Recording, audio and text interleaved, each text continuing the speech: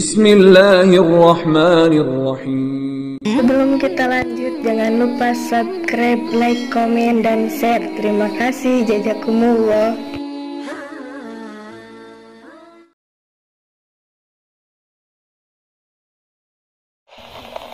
Assalamualaikum warahmatullahi wabarakatuh. How are you, brothers and sisters? So, what I have here today is the New King James Version Bible, and I want to read a verse out of it to you.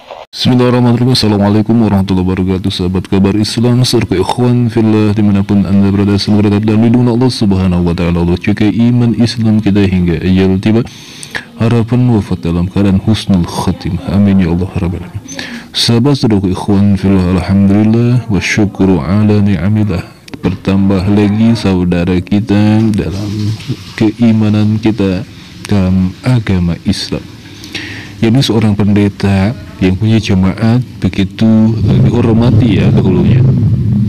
Nah sahabat saudara ikhwan fillah, si pendeta ini menurut kesaksiannya dia memutuskan untuk memeluk agama Islam, menjadi seorang mu'alaf itu karena keyakinan yang nyata, karena kebenaran yang nyata, dan ya tentu saja hakikatnya adalah hidayah Allah subhanahu wa ta'ala yang telah memilih seorang pendeta ini masuk dalam agama Islam.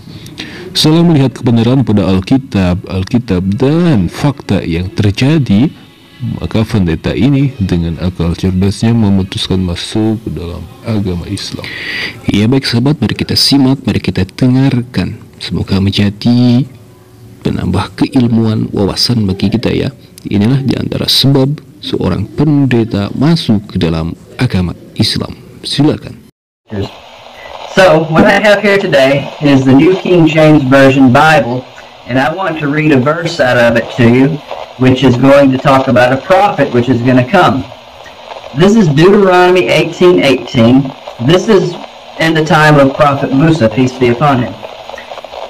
So this is Prophet Musa speaking.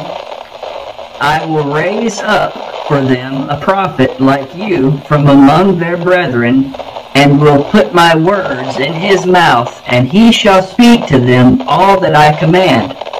So Prophet Musa said that God told him that a prophet would be brought to them like you, which is like Prophet Moses.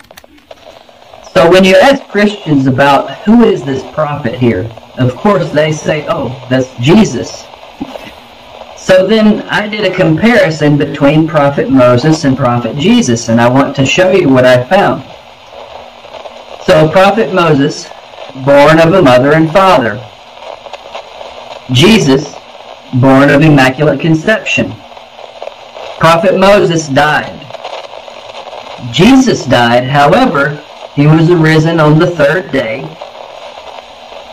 Moses brought the word to pagans who worshipped idols. Prophet Jesus, well, this is allegedly a God, brought the word to the Jews and the Israelites.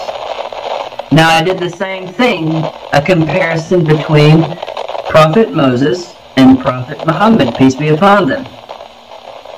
Prophet Muhammad, born of a mother and father. Prophet Moses was also the same. Prophet Muhammad died. Prophet Moses died. Prophet Muhammad brought the word of God to the pagans, which were the Jahiliyyah. They had the idols inside the Kaaba, and he brought his word to pagans.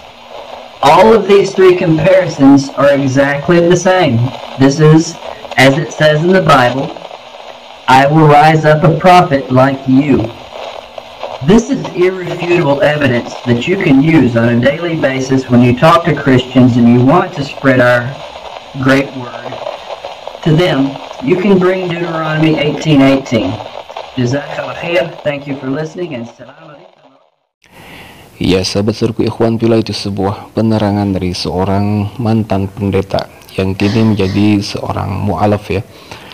Dia kemukakan bahwa dia membaca, melihat dari Alkitab Ulangan pasal 18 yang menunjukkan bahwa perkataan Nabi Musa alaihi salam yang difirmankan kepada Nabi Musa alaihi salam tentang akan adanya seorang nabi setelah Nabi Musa yang seperti Nabi Musa. Setelah melakukan perbandingan antara Nabi Musa dengan Nabi Isa, juga Nabi Musa dengan Nabi Muhammad SAW, maka bertambahlah adanya keraguan atas kepercayaan terdahulu dari seorang pendeta ini. Dan juga sahabat-sahabatku ikhwan billah, keyakinan dan kepercayaan kita tentang Nabi Musa alaihissalam dengan mereka orang-orang Kristen itu ternyata sama. Mereka meyakini bahwa Nabi Musa hanya seorang nabi, seorang rasul. Begitupun kita, Nabi Musa adalah seorang nabi dan seorang rasul. Tapi sahabat-sahabatku ikhwan billah, seorang pendeta ini mengukakan bahwa tentang pasal 18 dari kitab ulangannya ini menunjukkan kekacauan dari agama Kristen, ya. Seorang pendeta ini mengungkapkan bahwa apabila orang-orang Kristen ditanya siapakah yang dimaksud nabi setelah Nabi Musa yang seperti Nabi Musa itu, maka orang-orang Kristen akan menjawab itu adalah Nabi Isa. Sedangkan Nabi Isa di lain sisi mereka juga dianggap sebagai Allah, sebagai Tuhan. Na'udzubillah.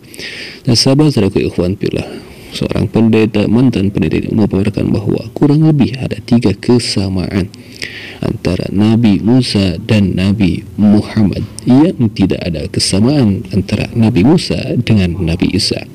Yakni seorang mantan pendeta ini menuturkan kita bisa melihat perbandingan antara Nabi Musa dengan Nabi Isa. Nabi Musa dilahirkan dari seorang ayah dan ibu, tetapi Nabi Isa sudah jelas tidak dilahirkan dari seorang ayah, melainkan hanya ada satu ibu. Dan juga Nabi Muhammad sama dengan Nabi Musa, yakni lahir dari seorang ayah dan seorang ibu. Ini sudah bisa kita pahami bahwa yang dimaksud oleh Allah Subhanahu wa Ta'ala yang akan dibangkitkan, yang akan diutus, yang akan dijadikan nabi setelah Nabi Musa alaihissalam yang seperti Nabi Musa ialah Nabi Muhammad SAW. Juga di antara kesamaannya, Nabi Musa alaihissalam ini diutus oleh Allah Subhanahu wa Ta'ala kepada mereka orang-orang kafir, orang-orang yang menyembah selain Allah, menyembah kepada berhala-berhala. Begitupun Nabi Muhammad SAW diutus oleh Allah membawakan firman, menyampaikan firman-Nya kepada orang-orang kafir, orang-orang yang menyembah berhala di dalam Ka'bah. Nah, sahabat ikhwan fillah, ini sudah jelas ya.